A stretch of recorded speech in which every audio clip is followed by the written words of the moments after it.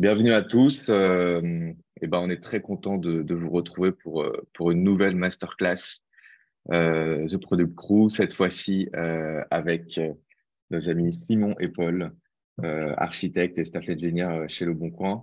On va parler de Search aujourd'hui, le moteur de recherche du Bon Coin. Le Bon Coin, plus de 30 millions d'utilisateurs uniques chaque mois. Donc, pour trouver les objets de seconde main, des voitures, des appartements, des vacances. Et du coup, pour trouver tout ça et le faire au mieux, il faut effectivement un moteur de recherche à la pointe. Et du coup, on va parler aujourd'hui justement de la refonte de ce moteur de recherche. Voilà, je vais vous donner la parole, Simon et Paul, pour rentrer dans le vif du sujet. Et puis c'est parti. Partagez votre écran. Yahaha. Alors, partage d'écran. Est-ce que vous voyez ce que nous voyons? On voit ton écran, c'est superbe. N'hésitez pas à poser vos questions en commentaire pour ceux qui sont là, qui ont envie de poser des questions. On les posera à la fin en Q&A. On est À vous parti? de jouer, les amis, c'est parti. Ok, bonjour à tous, merci d'être là. Alors, Paul et moi allons vous parler des évolutions qu'on a fait depuis 3 ans et des expérimentations qu'on a menées sur le moteur de recherche du Bon Coin et comment on est passé du coup d'un tri naïf à un usage assez massif du Natural Language Processing. Alors, voilà, on nous a présenté, donc je vais passer ça. Le Bon Coin, donc c'est une boîte de petites annonces, comme le disait Stan, qui est leader sur son marché depuis 2010 et qui croît fortement. Et qui est présente sur plusieurs marchés, donc on appelle verticaux, à la fois l'auto, l'IMO, les locations de vacances, et ainsi de suite. Au cœur du site, il y a le moteur de recherche, qui est en fait finalement la porte d'entrée du Bon Coin. Ce moteur de recherche, il a un inventaire de 60 millions de documents, généralement assez volatile, et on y reviendra, ça pose quelques challenges. En pic, grosso modo, on prend jusqu'à 5000 requêtes secondes de recherche. Et derrière le moteur de recherche du Bon Coin, il y a 6 équipes, 5 équipes marché, dites verticales, donc une pour emploi, l'IMO, les biens de conso, les logs de vacances et les voitures, et l'équipe Search qui gère vraiment l'infrastructure et la logique de la plateforme de recherche.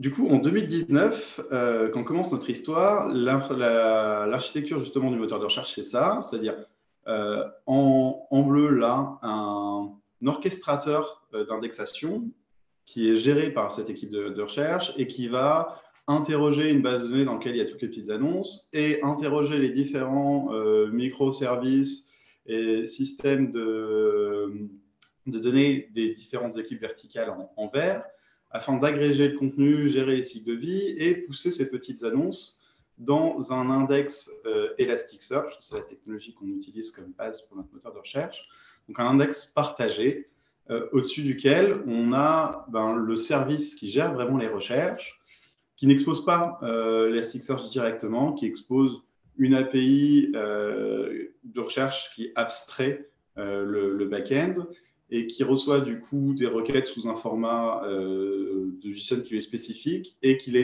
transforme ces requêtes grâce à cette query forge dans le DSL d'Elasticsearch pour les jouer sur Index. Or, en 2019, on est un peu arrivé au bout de ce modèle-là pour plusieurs raisons. On a un même index Elasticsearch et un même modèle de données pour toutes les verticales, pour tous les marchés, et ça commence à craquer.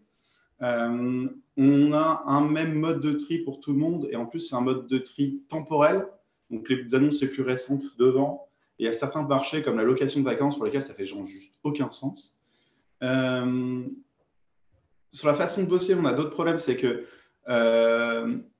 au fur et à mesure que la boîte grandit, on a de plus en plus du coup d'équipes verticales, mais il n'y a qu'une équipe qui fait les intégrations, qui peut faire les intégrations dans le moteur de recherche, c'est l'équipe Search qui a les briques en bleu.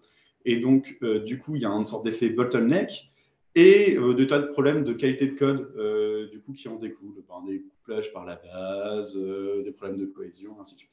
Et donc, on se dit à ce moment-là, en 2019, qu'on va basculer cette architecture dans une approche plutôt plateforme en essayant de se mettre dans les chaussures des développeurs verticaux et d'essayer essayer de les outiller, quoi. On fait ce qu'on appelle la développeur expérience et on décide de refactorer tout en une plateforme. Donc, le premier élément de cette plateforme sont les agrégateurs d'indexation, c'est-à-dire qu'on va remettre le code qui permet d'agréger le contenu et de gérer le cycle de vie des petites annonces dans les mains des équipes verticales, des équipes marché. Donc, pour ça, on leur propose une sorte de squelette commun de services disponible sur l'étagère avec des libs partagés dedans qui vont leur permettre de récupérer tout le métier un peu générique de la petite annonce et de l'étendre avec leur propre cas métier et leur propre source de données. Et du coup, comme ça, à partir de ce moment-là, ils sont autonomes pour gérer leur flux, savoir quand ils veulent pousser une annonce en ligne, quand ils veulent la retirer. Et donc, ils envoient, c'est représenté par les petits points, des commandes d'indexation à la plateforme de recherche qui, maintenant, stockent ces différentes annonces dans des index Elasticsearch qui sont spécifiques à chaque verticale. Comme ça, chacun peut avoir son propre modèle de données et évoluer indépendamment. Au niveau du service de recherche, donc les choses doivent évoluer un petit peu. On a maintenant une logique intermédiaire entre la requête qui arrive sur la Search API et la Query Forge, qui est le dispatcher. Le dispatcher, son but, ça va être d'analyser la requête et en fonction de prendre certaines décisions, à savoir la première, sur quel index exécuter la requête, un ou plusieurs d'ailleurs. Il y a d'autres éléments de prise de décision dans ces configurations. Comment on score la pertinence des différentes annonces, c'est-à-dire que dans un résultat de recherche, on va donner un score à chacune des annonces et trier le résultat en fonction pour que celles qui ont le plus de chances de matcher la recherche des utilisateurs soient en premier, donc c'est ce qu'on appelle le scoring ici. Donc, on fait en sorte que chaque verticale puisse définir où est son index et quelle est sa fonction de scoring. Et pour leur permettre d'itérer, c'est quelque chose qui est fondamental, et on va le voir tout au long de la presse, pour leur permettre d'itérer, on leur permet aussi dans ces définitions de définir des groupes d'A/B tests qui vont permettre de proposer des différentes règles de scoring à des populations équivalentes. On va y revenir. La configuration, elle ressemble à ça. C'est le README dans le repo qui explique quel est le DSL en gros qu'on a fait pour définir comment on score pour chaque verticale les différentes annonces. Et autour de ça, on fournit d'autres outils aux développeurs, aux managers et aux PO, à savoir notamment du dashboarding, comme vous pouvez voir là, pour pouvoir suivre ces fameux A/B testing. Donc, on peut toujours faire des présuppositions sur ce qui est important et efficace dans une règle de scoring, mais la seule façon de vérifier ça, statistiquement, c'est de la jouer et d'en jouer des variations en parallèle pour étudier comment ça se comporte dans le temps, en fait, à quel point nos stratégies de scoring débouchent sur des annonces qui sont vues, des contacts qui sont initiés et des transactions qui vont jusqu'au bout. Et donc, ça, on permet de rendre ces expérimentations faciles grâce à la configuration, mais on outille aussi les gens pour pouvoir les suivre dans le temps et tester les résultats en prod de leurs expérimentations. Donc ça, c'est une petite web app interne sur laquelle les développeurs peuvent aller voir concrètement les différences de stratégies de scoring sur un A/B test qu'ils ont lancé. Et ce tooling-là permet aussi d'explorer une partie des recherches anonymisées pour voir comment les utilisateurs, du coup, circulent, quel est leur parcours réel sur le site et comment ces différentes stratégies de scoring affectent l'expérience utilisateur. Donc, une fois qu'on a fait tous ces refactoring et qu'on a notre plateforme qui est prête, on peut commencer à laisser les verticales itérer. Alors, comme l'a dit Simon, à ce moment-là, on a établi une plateforme qui permet aux verticales de gérer eux-mêmes leur contenu. Elles sont autonomes sur le contenu. et qui leur permet aussi de décrire une expérience de recherche qui est spécialisée à ce marché-là. Maintenant, pour faire une nouvelle expérience de recherche, on a besoin de sortir du tri temporel et on va introduire le tri par pertinence. Alors, qu'est-ce que c'est que la pertinence?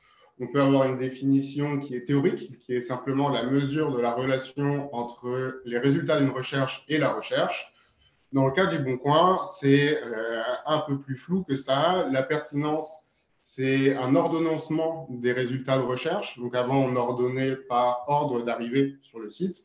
Maintenant, il faut trouver des nouveaux ordonnancements et ces nouveaux ordonnancements, ils vont venir privilégier certaines annonces. Quand on vient privilégier certaines annonces, au final, on privilégie des entités et on va voir que c'est un jeu de balance entre vendeur, acheteur et le Boncoin. Ce qui est important sur cette pertinence, c'est de savoir la mesurer et la comparer.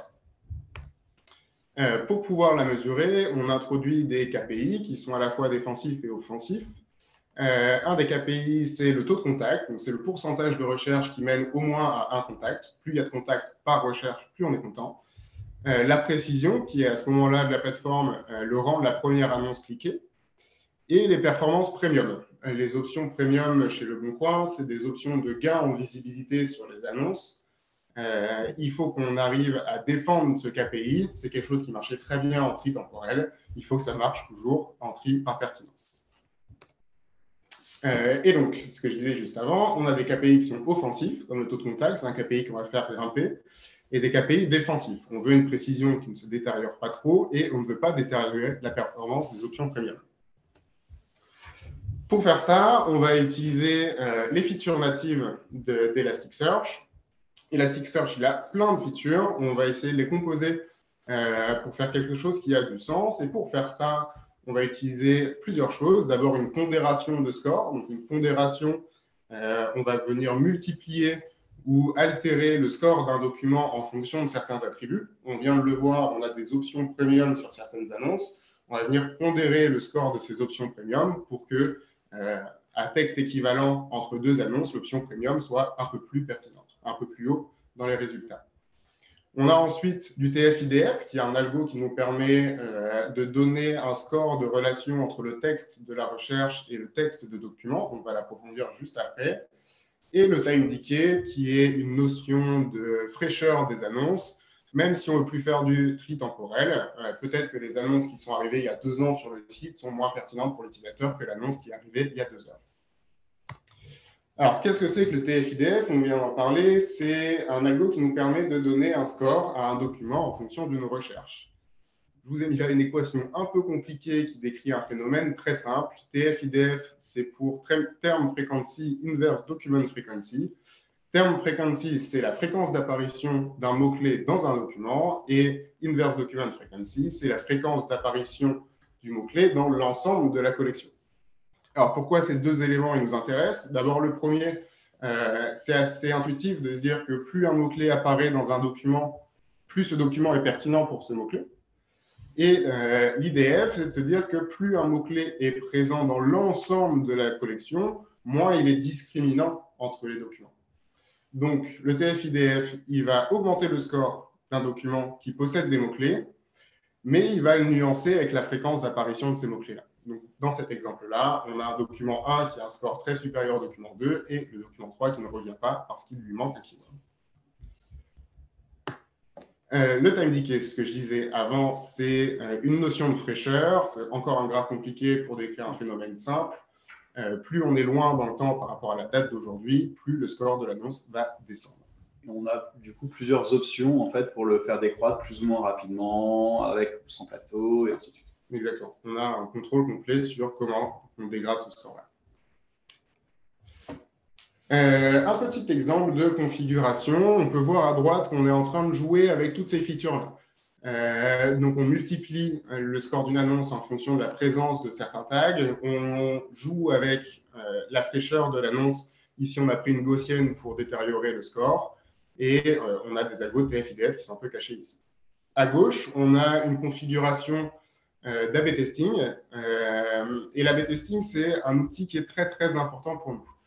Parce que la comparaison des KPI, elle ne peut se faire qu'avec des groupes de contrôle. On est très dépendant de la saisonnalité sur le Boncoin. Donc, c'est un outil qui nous permet à la fois de mesurer le bon fonctionnement d'un algo de pertinence et à la fois de tester des choses sans impacter tout le bon coin. On peut faire ces configurations-là par catégorie, on peut les ouvrir à une petite portion des utilisateurs. Et donc, quand on veut tester un algorithme, on sélectionne une catégorie, on sélectionne une proportion d'utilisateurs, on envoie ce nouvel algorithme sur ces utilisateurs et on compare nos KPI. Voilà. Et donc ça, on peut le faire grâce à la partie configuration de la plateforme en parallèle et de façon indépendante pour l'ensemble des verticales. Donc, une fois qu'on a déployé cette approche, on teste, on itère, et on différencie de plus en plus les méthodes de scoring et les stratégies concrètement pour chaque marché. À l'issue d'un an d'expérimentation à peu près, on a réussi à faire bouger le taux de contact d'environ 20%. La précision à ce moment-là, on est à peu près sûr qu'on n'a pas baissé, mais on ne sait pas si on l'a monté. Et la performance premium, donc des annonces payantes, est stable. Et donc, on a atteint nos objectifs. On est content. On est content. Qu'est-ce qu'on a appris sur le chemin? Alors, qu'un inventaire volatile, ça a des impacts sur ces notions de TF-IDF. Tu veux expliquer pourquoi? Oui, complètement. On vient de le voir. Le score d'un document, il est dépendant de la totalité de la collection des documents. Plus un mot est présent dans la collection, moins il est discriminant. Chez Le Bon Coin, on ajoute 10 annonces par seconde à la collection. Ce qui veut dire que la fréquence d'apparition d'un mot-clé dans l'ensemble de la collection, c'est quelque chose qui bouge très, très vite. Et donc, pour une même query, un document va avoir un score qui change très, très vite. Et ça rend quelques features un peu compliquées, notamment la pagination. On a un autre élément de complexité, c'est comme on l'a dit, on est passé d'un index à des index, mais de base, du coup, chaque index a ses propres statistiques de fréquence. Et donc, le même mot, quand on fait une recherche qui les concerne tous, par exemple une recherche non filtrée sur catégorie, peut avoir des effets différents d'un index de catégorie à l'autre. Et donc, pour dépasser ça, il a fallu partager les statistiques de fréquence des mots à travers l'ensemble des index, et on a utilisé une feature de S qui s'appelle le Distributed Frequency Search. Ça, on ne l'a pas trouvé tout de suite. Qu'est-ce qu'on a fait ensuite? Déjà, on est plutôt content. On arrive à spécialiser la recherche en fonction des marchés. On arrive à introduire un tri qui est plus pertinent que la recherche en tri par date.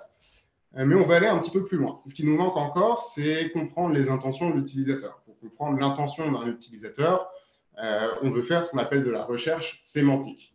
Un des exemples, c'est que quand je regarde des annonces en prestation de service pour une nounou, et que je fais cette recherche-là, on va ne me remonter que des annonces qui contiennent le mot-clé nounou. C'est comme ça que fonctionne le TF-IDF. Ce qui est un peu dommage, c'est qu'on va rater toutes les annonces qui contiennent les mots-clés garde d'enfants. En fait, c'est des annonces que j'aurais voulu voir parce que c'était mon intention. Ça, c'est la recherche sémantique. On va essayer de trouver des moyens de faire ça. Et donc, pour faire ça, on va avoir deux nouvelles mesures. La précision et le recall. On vous donne ici des définitions théoriques. Donc, la précision, c'est parmi les éléments qui ont été retournés par la recherche, combien sont pertinents? Est-ce que j'ai trouvé des éléments qui n'avaient pas leur place ici ou pas? Et le recall, c'est dans ma collection, il y a des éléments pertinents. Est-ce que je les ai tous trouvés ou pas? Un petit schéma pour illustrer ça rapidement. On a les points orange qui sont les points pertinents. L'ensemble noir, il est parfait. On a une précision parfaite. Tous les éléments retournés sont pertinents et un recall parfait. Tous les éléments pertinents sont retournés et on a deux exemples avec soit une précision, soit un recall un peu plus faible.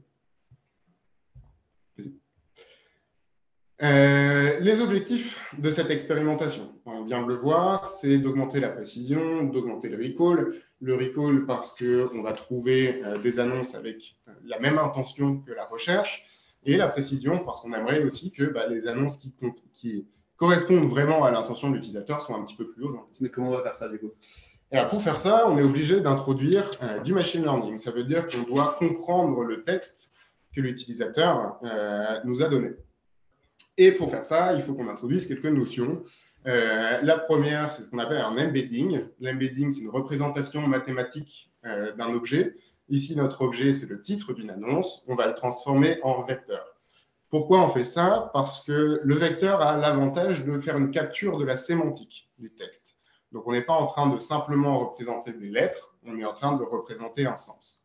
Ce qui veut dire que si on reprend mon exemple, Le vecteur qui représente nounou et le vecteur qui représente garde d'enfant, c'est des objets mathématiques qui sont très semblables parce qu'ils ont la même sémantique. Et alors, qu'est-ce que c'est qu'avoir des objets semblables? Il faut introduire la notion de similarité. Une fois qu'on a des outils mathématiques qui nous permettent de décrire un texte, on va pouvoir utiliser des fonctions mathématiques, ici une distance, pour décrire une similarité. On a un petit exemple ici. Le texte de l'utilisateur, il est en orange. C'est un petit vecteur qui fait 3, 2. On a deux documents, 1.1 et 3.1. On voit bien que le document 3.1 est plus proche du document 3.2. C'est celui avec la distance la plus faible et donc la similarité la plus forte.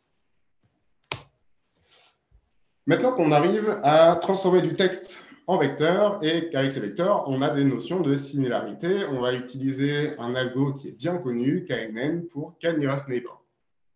Cet algo, il est relativement simple. On lui donne un point dans un espace, et un vecteur, c'est un point dans un espace, et on lui demande de trouver les deux voisins les plus proches. Sur l'exemple qu'on a là, la query, c'est le point orange. Les deux points les plus proches, c'est ceux qui sont reliés avec des flèches. Le KNN va nous retourner cela. L'idée derrière ça, c'est qu'on peut faire une sémantique de la query et trouver tous les points qui ont la sémantique la plus proche de cette query-là. Et donc, on fait effectivement une recherche sémantique. On va trouver des synonymes, on va trouver des intentions. Donc, comment on intègre ça? Du coup, on se place derrière les index. On a une notion d'événement d'indexation sur lequel on retrouve les petites annonces qui viennent d'être mises en ligne. On consomme ces différentes petites annonces d'événements d'indexation avec un consumer Kafka qui lui-même a un modèle fourni par Google, donc BERT, qui va faire ces fameux embeddings, donc trouver le vecteur propre à chaque annonce, puis renvoyer, là en l'occurrence sur l'agrégateur d'emploi, ces informations pour que le vecteur puisse être poussé dans Elasticsearch. Là, une petite précision, quand on fait ça, quand on tente ça cette première fois, on est en 2020 et justement, RS vient tout juste de sortir une première façon d'intégrer ces embeddings et de les utiliser à l'époque via des scripts spécifiques dans le script. Donc, ce qu'on fait, c'est qu'on déploie ce modèle sur emploi grâce à notre système de conf et on commence à l'AB tester. Et là, ça nous explose à la tête. Pourquoi? On se rend compte que très très vite, on a des gros problèmes de performance. Donc, bon, il y a des questions d'IO importants, etc. parce que les vecteurs, ils ont plus de 700 dimensions et ainsi de suite. Mais surtout, en termes de CPU, c'est très très gourmand. Et on voit qu'on a voulu dérisquer l'expérimentation en se lançant sur emploi qui, à l'époque, a 60 000 documents. Je rappelle, hein, au global, on est sur 60 millions. Et malgré ça, on a déjà des queries qui, assez vite, passent en termes de latence de moins de 100 millisecondes à plusieurs secondes. Donc, on sait que ça ne va vraiment pas passer à l'échelle. Ensuite, on voit qu'on a un équilibrage assez difficile à trouver sur cette notion de distance sémantique. On tweak avec des scripts spécifiques ES. On doit chercher des thresholds un petit peu de façon empirique pour savoir quand un nearest neighbor il est plus nearest que ça et quand du coup ça finit par ne plus avoir de sens. Parce que remonter vos cas plus proches voisins, ça fait de sens peut-être jusqu'à une certaine limite et une certaine distance. Et donc ça, on s'aperçoit que c'est vraiment pas si simple à setter, surtout à ce moment-là. Et enfin, derniers éléments, on a utilisé le même modèle pour embedder le titre et la query, mais on se rend compte aussi que parfois, les intentions dans un titre de petite annonce et dans une recherche, elles ne sont pas exactement similaires. Et donc, du coup, parfois, on a un écart dans notre espace sémantique qui est assez marqué entre des choses qui pourtant devraient s'associer. Qu'est-ce qu'on tente, du coup, derrière? Donc, on vient de voir, on a essayé d'augmenter à la fois le recall en faisant de la recherche sémantique et à la fois de la précision en remontant le rang des annonces qui sont le plus proches de l'intention. On s'est planté, ça ne marche pas, on change notre fusil d'épaule et on va scinder ces deux use cases en deux. On va d'abord s'intéresser à la précision et pour ça, on va introduire un nouveau modèle de machine learning qui va faire du re-ranking. Pour cette expérimentation-là, on l'a dit, le recall, on oublie. On va défendre le taux de contact, les performances premium et on va essayer d'augmenter la précision du moteur de recherche. Donc, en termes d'intégration, l'idée, c'est un petit peu la même, c'est-à-dire qu'on a un consumer qui a le modèle en local, qui lit les annonces qui sont publiées, qui génère leur embedding. Seulement, plutôt que de les renvoyer dans ES, il va les pousser dans la base de données, une sorte de cache, en fait, d'un service qui expose justement cette fonction de re-ranking. Et dans la Search API, on va avoir ce re-ranker qui va s'intercaler entre le dispatcher et la query forge et qui, une fois la requête passée sur les index Elasticsearch, va fournir à la fois la query et les annonces retenues au modèle de re-ranking, qui lui va embedder la query, re-ranker et y retourner la réponse au service de search qui lui-même va pouvoir renvoyer le résultat final retrié à l'utilisateur final. Et ça, comme toujours, on commence par le déployer localement et une fois qu'on voit que ça commence à marcher, on se permet de le différencier en générant des modèles spécifiques à chaque verticale et en les déployant en parallèle, toujours grâce à nos confs. Alors, l'avantage d'avoir ce modèle en dehors de Elasticsearch, c'est qu'on a un petit peu plus de contrôle sur les informations qu'on va lui envoyer. On a des informations qui proviennent des deux côtés, de l'annonce et de la query. Côté annonce, on va utiliser toujours le titre, c'est l'information textuelle qui porte le plus de sens. On va aussi utiliser le nombre d'images qu'il y a sur l'annonce, parce qu'on sait que les annonces qui ont beaucoup d'images, c'est des annonces qui ont plus de chances d'être cliquées, contactées et achetées sur le site. Et on va aussi utiliser les attributs des documents. Intuitivement, on peut se dire que quelqu'un qui fait une recherche dans l'univers mode, il recherche plutôt des habits en bon état, et ça c'est un attribut du document, que des habits qui sont en mauvais état. Et ensuite, on va utiliser des signaux qui proviennent de la query. Alors évidemment, le keyword, parce qu'on a toujours cette proximité sémantique qui est faite. Et on va ajouter d'autres choses comme le device de l'utilisateur. On sait que Android et iOS n'ont pas les mêmes comportements sur le site. Et on va aussi on va commencer à introduire de la personnalisation du search, on va utiliser les recherches récentes de l'utilisateur. L'intérêt, c'est qu'on va pouvoir influer sur l'ordre des annonces en fonction de ce qui a déjà été recherché par l'utilisateur. Tu veux? Non, bon, je t'en prie. Du coup, en termes d'atteinte des objectifs, donc on voit que le taux de contact il monte de 5% à peu près. Donc, je tiens à noter que vous voyez que la part de progression elle est déjà beaucoup plus faible que pour la partie où on a juste utilisé les outils de pertinence textuelle de S. Vraiment, là, on a quand même ajouté pas mal de complexité pour un gain qui est quand même vraiment un cran en dessous en termes de ça. La précision, alors à ce moment-là, en fait, on sait qu'à chaque fois qu'on fait un A/B testing qui fonctionne bien, on gagne entre 3 et 6% de précision. Donc, globalement, on estime qu'au global, on l'a augmenté d'une dizaine de pourcents. Le recall, on ne peut pas l'estimer. Et la performance premium, on ne l'a pas dégradé. Donc, c'est validé. On est content. On est content. Qu'est-ce qu'on a appris déjà, il faut se laisser le temps d'itérer sur le modèle et de prendre des signaux, de profiter de pouvoir prendre des signaux complètement exogènes, même à la recherche. Et le deuxième élément, moins drôle pour le coup, c'est que vu qu'on ne compte plus vraiment sur Elasticsearch pour trier, il faut qu'on gère nous-mêmes la pagination. Or, comme on dit, les inters, tout ça, ils bougent beaucoup. Et ça implique de garder une sorte de cache de la façon dont les annonces ont été paginées pour chaque utilisateur. Et donc ça, on trixe en les cachant côté user. Ça nous demande pas mal pareil, d'huile de coude avant d'arriver à faire quelque chose qui fonctionne. Étape suivante.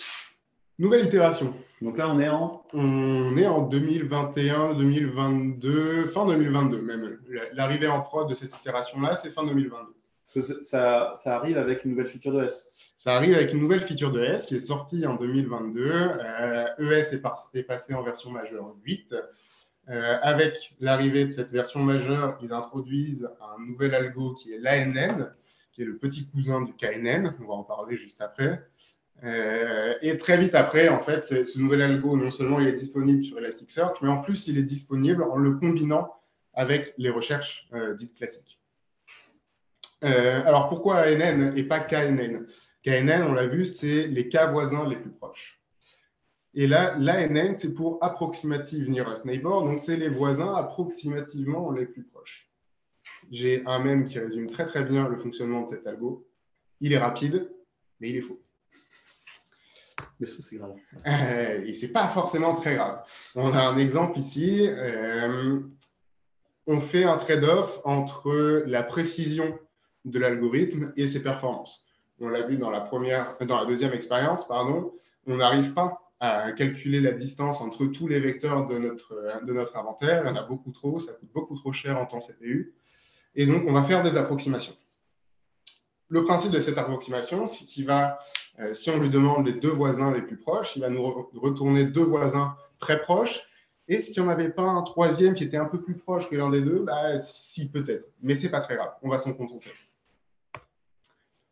Elasticsearch, je viens de le dire, nous permet d'utiliser ça avec les queries habituelles. Et donc, on va faire une somme pondérée entre les scores qui viennent de la pondération des documents, du TF-IDF, du time decay, avec les scores qui proviennent de l'ANN. Alors ça, c'est quand même une grosse différence par rapport à la première fois qu'on a testé une approche avec le KNN. C'est que là, du coup, on peut utiliser ça avec les autres primitives de scoring de S. Exactement. Là, on peut utiliser toutes les fonctionnalités de S en utilisant un algo de proximité sémantique. Et là, on est très content quand ES sort cette feature-là, parce que c'est exactement ce qu'on voulait faire dans l'épisode 1. Par contre, il y a quand même quelques limitations. Ça veut dire qu'on doit introduire un deuxième cycle de vie pour les vecteurs. Ce n'est pas les mêmes modèles qui vont calculer les vecteurs pour la NN et les vecteurs pour le re-ranking. Et ce n'est toujours pas gratuit. C'est des vecteurs qui ont toujours une grosse dimension. Et comparer ces vecteurs-là, même si on arrive à le faire beaucoup moins souvent, ce n'est pas gratuit. Les objectifs pour cette expérimentation-là, c'était le taux de contact et le recall. Le recall parce que maintenant, on fait vraiment de la recherche avec intention, et le taux de contact parce que, logiquement, si on trouve plus d'annonces qui correspondent à l'intention de l'utilisateur, ça devrait augmenter. Pourquoi il écrit recall proxy là? Pourquoi on parle de recall proxy? Alors, on l'a vu tout à l'heure, la définition du recall, c'est parmi les éléments pertinents de ma collection, combien ont été remontés. Ça, c'est très difficile de le savoir pour nous en production, parce qu'on n'est pas maître de l'inventaire, c'est les utilisateurs qui ajoutent des annonces, ce qui veut dire qu'à aucun moment, on a une connaissance parfaite de l'inventaire, et à aucun moment, on sait dire tous les documents pertinents, c'est cela. Si on savait le faire, on aurait un moteur de recherche parfait, en fait. C'est ce qu'on essaye d'atteindre. Donc, notre proxy, qui vaut ce qu'il vaut, c'est d'essayer de minimiser le nombre de listings, donc le nombre de résultats de recherche présentés à l'utilisateur qui n'ont pas de résultats. On peut faire une recherche avec un mot-clé dans une ville, pas de résultat, c'est pas top. On va essayer de descendre le nombre de fois où ça arrive. Alors pour ça, en fait, en termes d'intégration, on a la même philosophie que dans l'étape KNN, c'est-à-dire qu'on a un consumer pareil qui dépile les événements d'indexation, qui a toujours un BERT en local qui fait les unbending. On les repousse sur les agrégateurs. Ça, les index, du coup, reçoivent et stockent ces unbending. Et c'est la Query Forge qui pilote le scoring via les configurations. Et pour tester cette première approche, on choisit de le faire toujours pour dérisquer sur une zone plus petite où on a juste 2 millions d'annonces qui correspond aux vélos et bébés. Et qu'est-ce qu'on voit là-dessus? Eh bien, que le taux de contact, il prend quand même un plus 13%. Là, on est très, très content, parce que c'est en plus, pour le coup, on n'a pas spécialisé de BERT, il est brut de décoffrage. La précision est stable, et sur notre proxy de mesure du recall, on divise par 3 le nombre de listings sans recherche, sans résultat. Donc là, on est super favorablement sur. Et pareil, on a réussi, toujours en itérant, c'est pas magique, hein, mais à ne pas à trouver des façons de faire qui ne dégradent pas la performance des annonces premium. Et donc, on est content. Qu'est-ce qu'on a appris? Ça reste super gourmand en ressources. En termes de performance, c'est beaucoup mieux que le KNN version 2020, mais ça reste gourmand en I/O, ça reste gourmand en CPU. Il y a une amplification des écritures à cause de ces vecteurs de 700 dimensions. Et si on a plusieurs modèles différenciés, ben, ça veut dire plusieurs types de vecteurs, parfois sur la même annonce, ça pique. On le disait, là, on a accès à toutes les primitives de S pour gérer le scoring, mais il faut quand même faire un peu de jongle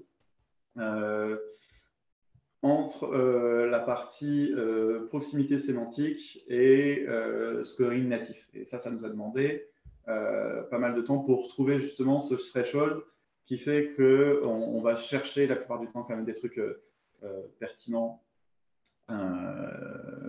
sur les outers. Qu'est-ce qui se passe ensuite? Et oui, on n'a pas fini. Alors, on a plein d'étapes devant nous. Là, il y en a 4 grandes. La première, ça va être généraliser la NN. On vient de le voir. On est très agréablement surpris par les résultats, surtout pour une feature qu'on n'a pas encore fine-tunée. Il va falloir passer à 60 millions d'annonces. Première étape. Ensuite, on a une ambition d'ouvrir cette plateforme de recherche à d'autres marketplaces en Europe. Et ça veut dire ajouter beaucoup d'annonces à l'indexation et beaucoup de recherches à la lecture. Et donc, on estime l'augmentation entre x5 et x10 sur le moteur de recherche. Ensuite, on a 2 façons de faire du search personnalisé.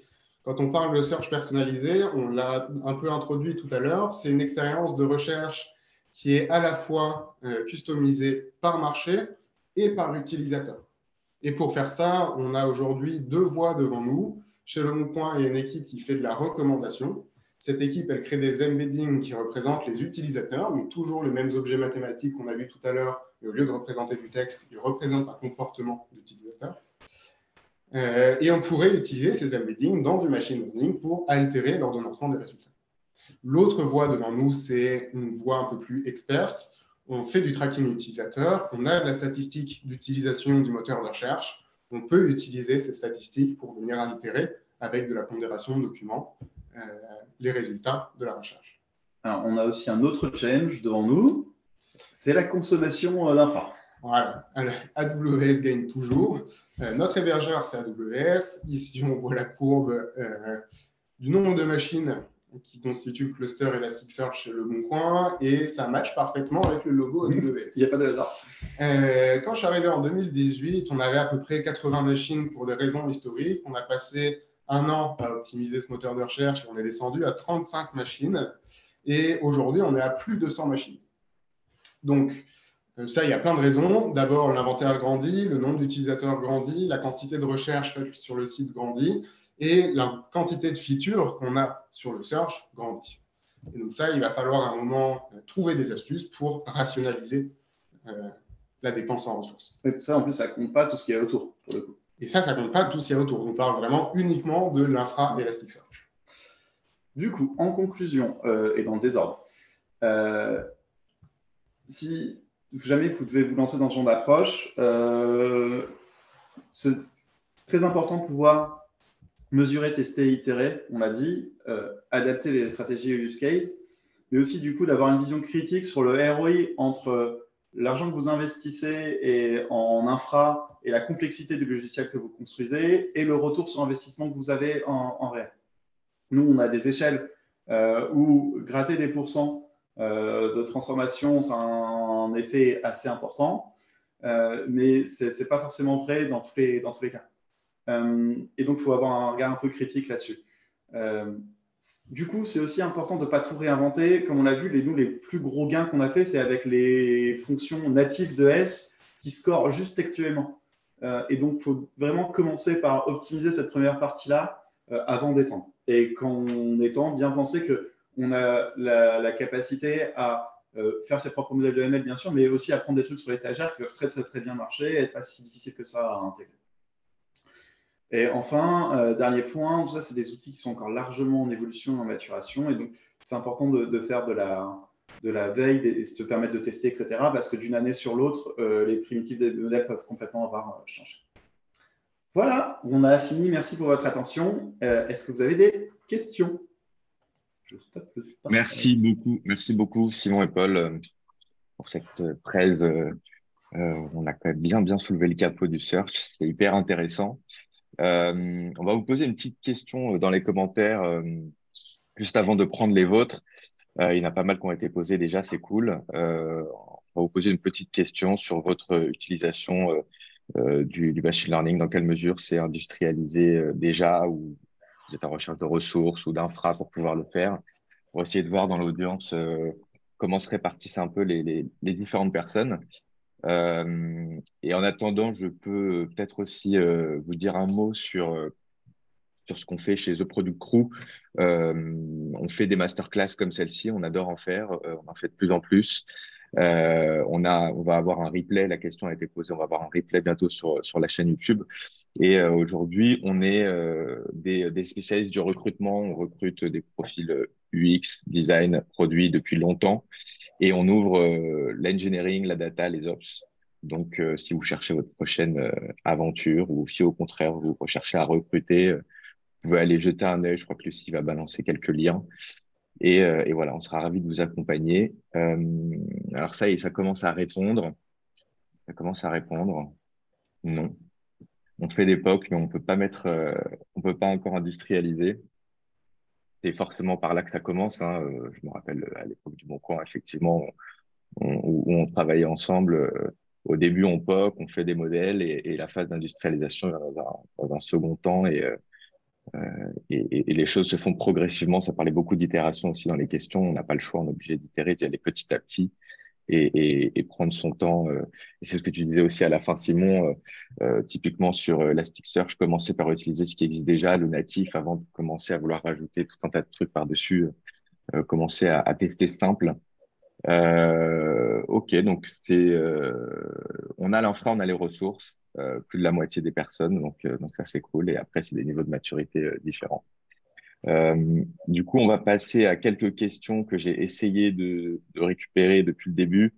Je crois que Marien, tu demandais au début, je crois quand vous parliez du TF-IDF, quand Paul, tu parlais du TF-IDF, à quoi correspondait la pondération du score, si c'était la rank feature, ça correspondait à la rank feature. Non, la pondération du score, c'est quelque chose qui est externe au TF-IDF. Le TF-IDF, c'est quelque chose qui va vraiment scorer le texte entre la query et le document. Et ensuite, ce score-là, on va venir l'altérer. Un exemple simple, il y a des catégories où on estime le gain en visibilité d'une annonce avec une option premium à 2, c'est-à-dire qu'elle est 2 fois plus visible en moyenne qu'une annonce classique. Et cette pondération, elle va représenter ce facteur, en fait. On va matcher les annonces avec le texte et multiplier le score des annonces avec option premium par 2. Je vois, Marien, que tu es en train de… Il précise la question que j'ai mal interprétée. J'en profite pour compléter aussi. Du coup, il y a des moments où on score sur le titre et sur le contenu de l'annonce et on peut pondérer du coup différemment justement le scoring TF-IDF de la query versus le titre et le scoring TF-IDF de la query versus le body. Ça marche. Une question aussi de Christophe sur comment le dispatcher est au courant vers quel index diriger la requête. Alors ça, c'est les confs qui lui indiquent où sont les ressources. Ces confs, elles sont statiques en l'état, c'est-à-dire qu'on les déploie avec le search.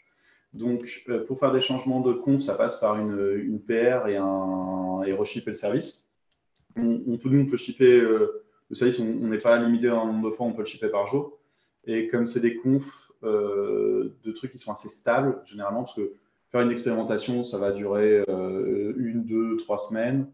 Une fois qu'on a trouvé des scorings optimaux, on n'y revient pas forcément tout de suite rapidement. On a préféré laisser ça comme ça. On avait anticipé de potentiellement pouvoir le mettre derrière API, pouvoir les déployer à chaud en prod. Mais pour l'instant, on n'est pas à un niveau de nombre de modifications, de récurrence de modifications suffisant pour que ça vaille le coût en complexité de faire cette implémentation. parce que ça veut dire qu'il y a plein de tests. En gros, tout est TU et ainsi de suite qui testent que les confs elles sont valides. Quand tu passes par ta CI/CD, tu as la garantie qu'elles sont gérées dans ces phases-là. Si tu fais un endpoint de conf, du coup, le comportement du métier, il peut changer à chaud en prod. Et donc, il faut avoir un équivalent de ces tests-là dans le métier de l'API pour tester que tu n'es pas en train d'injecter des confs qui peuvent avoir un effet aléatoire ou toxique. Ok, hyper clair. Donc, vous avez pas mal parlé justement de l'observation de vos KPI principaux, côté acheteur, côté vendeur, pour vous assurer de la validité du modèle ou pas. Enfin, de la pertinence, du calcul de la pertinence en tout cas. Est-ce qu'il y avait aussi des manières pour les utilisateurs, ou peut-être un petit groupe d'utilisateurs, de dire s'ils étaient satisfaits de la recherche ou de pouvoir killer des résultats qui étaient irrelevant pour alimenter ce truc-là, ou c'était que de l'observation active? C'est essentiellement de l'observation. En fait, on a à la fois une contrainte et une chance chez Le Bon Coin, c'est qu'on a, comme tu l'as dit tout à l'heure, 30 millions d'utilisateurs quotidiens. Ça fait beaucoup de monde et c'est difficile de trouver des personas qui représentent l'utilisation du site. On a des professionnels qui sont là, on a des gens qui recherchent des choses très, très précises, on a des chineurs qui regardent un petit peu ce qui se passe dans leur ville, etc. Et donc, c'est compliqué d'avoir des personnes qui représentent l'utilisation du site. Et donc, finalement, ce qui était une contrainte, quand je le présente comme ça, devient une opportunité pour nous. On travaille avec des très, très grands nombres. On peut atteindre le milliard de recherches facilement en une ou deux journées. Et donc, on a des statistiques avec une loi des grands nombres qui sont très fines. Et c'est avec ça qu'on va piloter le produit. Ok, nice, nice. Une question aussi sur le re-ranking. Si vous utilisiez des fonctions natives, en l'occurrence le plugin LTR sur Elasticsearch, pour pouvoir faire ce re-ranking, ou est-ce que c'est fait outside? C'est fait entièrement outside. On utilise donc des données de tracking. En fait, on a une approche qui est assez similaire à un plugin LTR. On utilise les données de tracking et les modèles, on va les entraîner grâce aux notions de contact, d'adview. Pour nous, l'adview, c'est quand on clique sur un résultat de recherche, et de transformation, donc du paiement en ligne. Donc, c'est des approches qui sont un peu similaires, mais on est complètement à l'extérieur de Elasticsearch. Ce n'est pas un plugin LTR. Ok, ça marche. Il y a aussi Ludovic qui posait la question de savoir si vous avez imaginé jeter un œil aux API côté OpenAPI, s'il y avait des choses intéressantes à utiliser pour nourrir votre modèle ou pas. Non, alors aujourd'hui, c'est des modèles experts sur nos données. Pareil, une un peu des spécificités du Bon Coin qui nous a donné pas mal de fil à retordre quand on a fait de la pertinence, en tout cas les premiers jets de pertinence.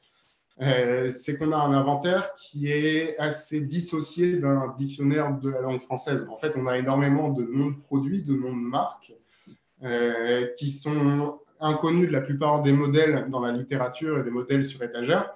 Quand je dis ça, moi j'ai toujours des modèles de moto, par exemple, en tête. On a les YZF, on a plein de choses comme ça qui sont inconnues par les modèles. Et donc, avoir des choses qui sont spécialisées sur notre typologie de texte, c'est quelque chose qui est important pour nous. Mais pour l'instant, on est en modèle expert. On ne s'interdit pas d'ailleurs d'aller explorer d'autres modèles, d'autres façons de faire ces modèles de machine learning. On ne s'interdit pas le LTR. On a toujours en tête de bencher d'autres infra qu'Elasticsearch. C'est un trade-off entre le temps qu'on a pour avancer et les résultats. Bien sûr. Cool. On va prendre une dernière question. Je sais qu'il y en avait encore d'autres qui ont été posées, mais on va essayer de ne pas dépasser les 50 minutes et quelques. Une question par rapport chaque verticale qui vont venir consommer, enfin chaque équipe qui représente une verticale qui va venir consommer vos API sur le search. Est-ce qu'il y a des différences en termes d'allocation de ressources, de CPU entre les différentes équipes, peut-être parce qu'ils représentent un business qui est différent? Comment vous avez géré ça? Est-ce que c'était homogène ou hétérogène selon les cas?